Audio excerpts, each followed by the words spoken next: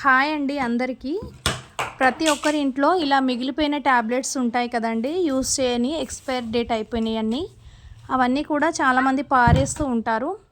కానీ ఈసారి నుంచి అలా పారేయకుండా ఇవన్నీ కూడా కలెక్ట్ చేసుకొని ఇలా చెట్ల మొదట్లో వేసుకొని కొన్ని వాటర్ పోసుకుంటే కనుక ఆ ట్యాబ్లెట్స్ కొద్దిగా కరిగిపోతుంది.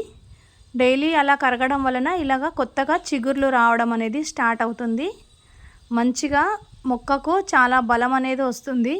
మనము ఇంకా చిగుర్లు ఎక్కువగా రావాలి అంటే పువ్వు కట్ చేసిన వెంటనే మొగ్గ దశలో ఉన్నప్పుడు పూసిన తర్వాత కొమ్మను కాస్త కట్ చేసేయాలి. కొమ్మను కట్ చేసిన తర్వాత దాని పక్క నుండి చిగురు వస్తుంది. ఇలా మొక్క మొదట్లో వేసుకొని వాటర్ పోసుకుంటే కనుక మీకు చెట్లకి బలంగా ఉండి మంచి గ్రో ఉంటుంది. అండ్ వచ్చే మొగ్గలు కూడా మంచిగా హెల్తీగా వస్తాయి. చిన్న చిన్న పువ్వులు కాకుండా వచ్చే మొగ్గలు పెద్ద మొగ్గలు వచ్చి పువ్వులు కూడా పెద్దగా పూస్తాయండి. మరి ఈసారి నుంచి మీ ఇంట్లో టాబ్లెట్స్ ఉంటే ఇలా నేను చెప్పినట్టుగా చేయండి. చాలా మంచి రిజల్ట్ అయితే ఉంటుంది friends. Thank you for watching.